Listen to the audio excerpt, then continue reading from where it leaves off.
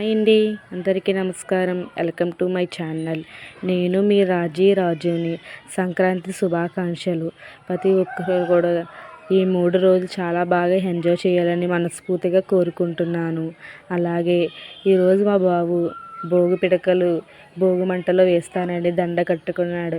చూడండి ఎంత పెద్ద దండ కట్టాడు. మనం కూడా చిన్నతనంలో కూడా మనం ఇలాగే కదా చేసేవాళ్ళండి. ఆవు పేడ తెచ్చి పిడకలు వేసి భోగి మంటలు వేయాలండి. పెద్ద దండ కట్టుకొని నీది పెద్దదా నాది పెద్దదా చూసుకొని వేసేవాళ్ళం. ఇప్పుడు జనరేషన్ కూడా మారిపోయింది. పిడకల ఏంటంటే పిడకల మేమా వేయడమా అని అంటున్నారు. అప్పుల్లో పెద్దలు చెప్పినట్టు సంస్కృతిని పాటించేవాళ్ళు. ఇప్పుడు ఎవరు పాటిస్తున్నారండి? మనం కూడా మర్చిపోకూడదు. పిల్లల్ని కూడా పాటించాలని మనం కూడా చెప్పండి. ఇలాంటివి కదని గుర్తుంటాయి. ఇలాంటి విషయాలు చూడటం వల్ల మన చిన్నప్పటి విషయాలు కూడా గుర్తొస్తాయి. అయితే మా వారిని మెయిన్ రోడ్డు తీసుకెళ్ళమని. చూడండి, పండగ వస్తే చాలు 3 రోజులు కూడా కొత్త బట్టలు కొనుక్కుంటారు. ఇంకా ఎవరిది షాపింగ్ అవ్వలేదు అనుకుంటా. అందరూ మాత్రం గుంపులుగా వచ్చేసారు. అసలు ఖాళీ లేదండి. అయితే మేము చిన్న షాపింగ్ చేసుకొని పానీపూరి తినాలనిపించింది. అయితే పానీపూరి షాపు తీసుకొచ్చారు. ఇంకా పానీపూరి కూడా తిన్నామండి.